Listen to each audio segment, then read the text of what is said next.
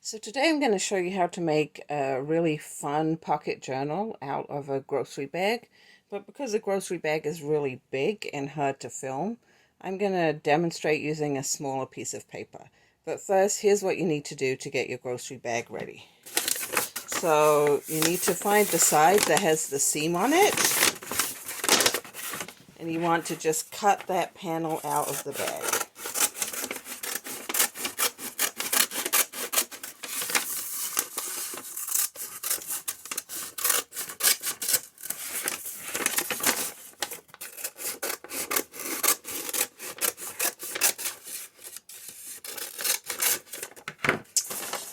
And this panel is going to become the cover of our book, so we're going to set it aside.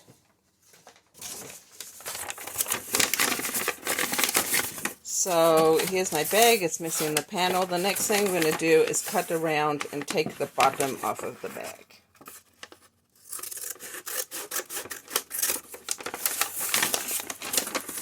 Now it's worth remembering here that brown paper grocery bags are not very precisely folded because they're not originally designed to make books from.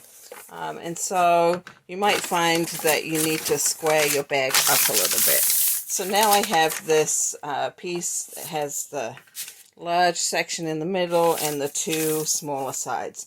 And this is the part that you are going to fold. But I'm going to switch now to a smaller piece of paper so you can see what I'm doing. Okay, so I'm going to show you the technique for folding the book using this little piece of green paper so it fits nicely inside the lens of my camera and will be easy for you to follow along. So the first thing we're going to do is lay the paper out long ways like this, and we're going to fold it in half.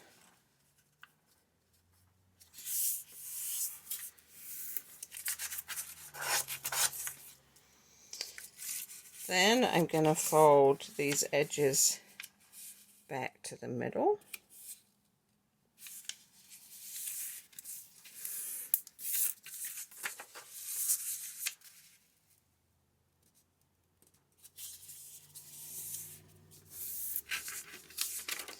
So you have a valley and two mountain folds. It looks like a W or an M, depending which way up you are.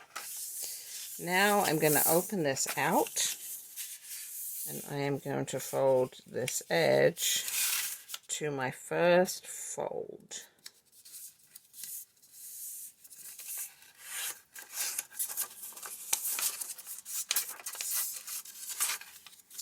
You can repeat that on the other side.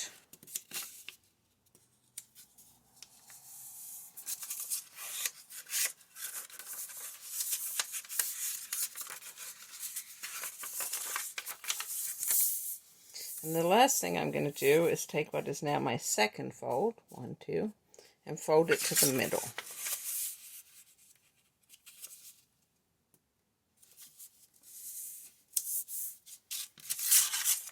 And I'm going to do that again on the other side. So 1, 2 folds, folding that to the middle. Now if you've ever made a fan out of a piece of paper, you've probably done this fold. It's called an accordion fold. So I could hold it here and it would make a nice fan. So this is step 1, an 8-fold accordion. So the next thing I'm going to do is fold this long edge up to the middle. And because your bag is going to be very big, I'm going to start in the middle. And I'm going to line up each of these folds and then fold from the middle out. Line up each of my folds, fold from the middle out. That way I should get a pretty straight line. So the next thing I'm going to do is fold this edge up so it just slightly overlaps the edge that I just folded. And again, I'm going to line up my folds. And I'm going to crease out from the middle. And then I'm going to fold in all of these corners.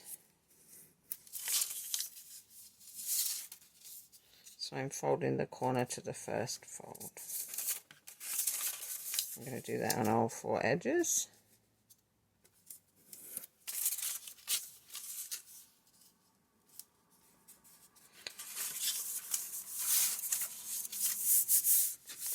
And now I'm going to refold my accordion. I'm going to make sure those folds are nice and crisp.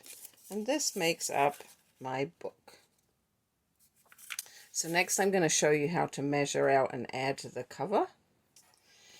So here's my folded grocery bag, and you can see it's got lots of extra creases just from where the bag itself was made. But I don't really worry about those because I think that it adds a little character. Now, because we didn't fold precisely and we may all not have started out with the same bag, at this point we need to do some measuring. So I need to measure the height of my book. Mine is 7 3/4. And I'm going to cut the piece of bag that I saved to that height.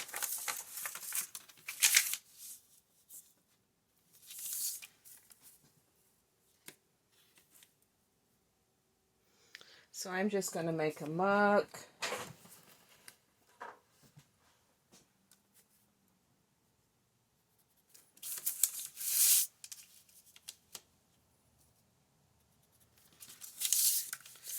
And then I'm going to join those 2 marks together and cut that piece off. So I want to end up with a piece of paper that's the same height as my book.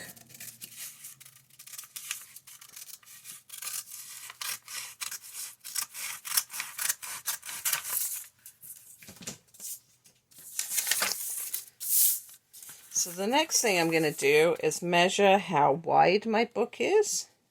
And mine is just a little over 3 1/4, let's say 3 3/8. And I'm going to measure that far in from my cover, from one of the long edges.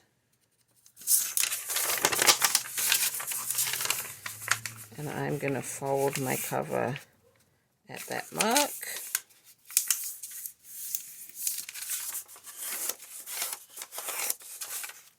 And this is going to make a piece that will slot into the front of my book here. To make it a little easier to slot in there, I'm going to trim off these edges.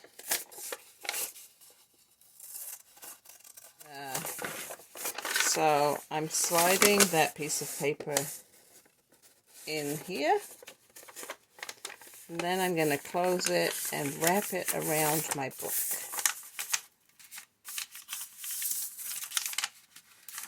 Then I'm just going to fold it back so it's level with the edge of my book, more or less.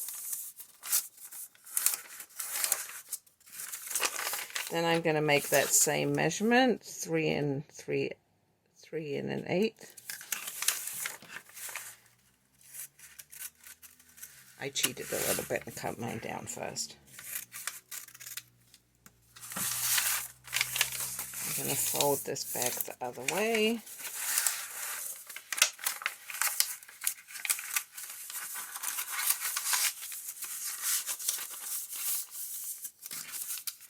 Now my book has a cover. The really fun thing about a cover is, unless you know the secret, it means you also have a secret book, because I can untuck my cover and I can write secret stuff on the inside that nobody will ever see if they don't know that the cover comes off. So the last step is to add a fastener.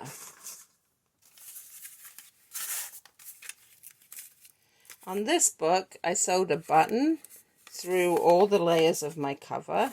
Don't worry, the secret part at the back still comes off. And I added a ribbon so that I can tie it shut. The reason I did this was once you start to stuff things into all the pockets, it might be a little hard to keep the book closed. After all, we did just start with a grocery bag. But the other option is to add a little tab. And so I'm going to show you how to do that if you'd like to.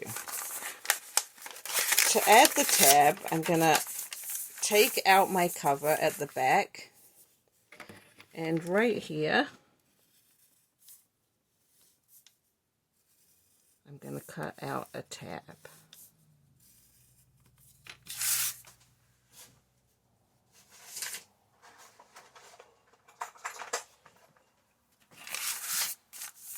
I'm going to use a knife because I don't have a little pair of scissors with me in the studio, but you can just use scissors. So I'm going to cut out this little tab shape, and you can make it any shape you want.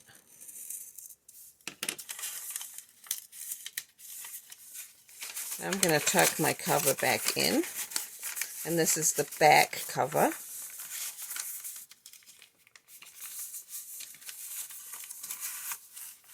I'm going to fold it around to the front. I'm going to make a little mark either side of my tab. Then I'm going to take my front cover off and cut between those lines. And like I said, you can use a pair of scissors. So now I have a slit. I'm putting my cover back on.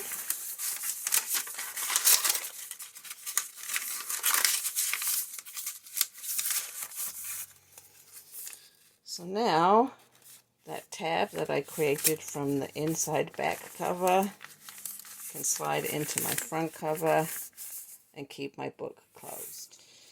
So here is my cover. I've taken it off my book, and I'm just going to show you that technique for making it look sort of leather-like. So the first thing that you need to do is scrunch the whole thing. So there, I've scrunched it up and I flattened it out again. So I have 3 colors of acrylic paint, a brown, a red, and then a coppery color just to add some shimmer. And I'm just going to use a scrap of my bag as a palette.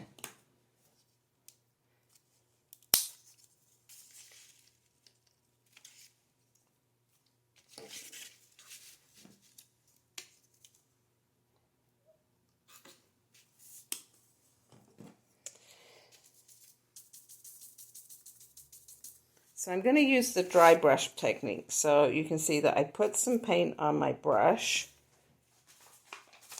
And then I'm going to blot most of it off on a scrap piece of paper before I brush it over the surface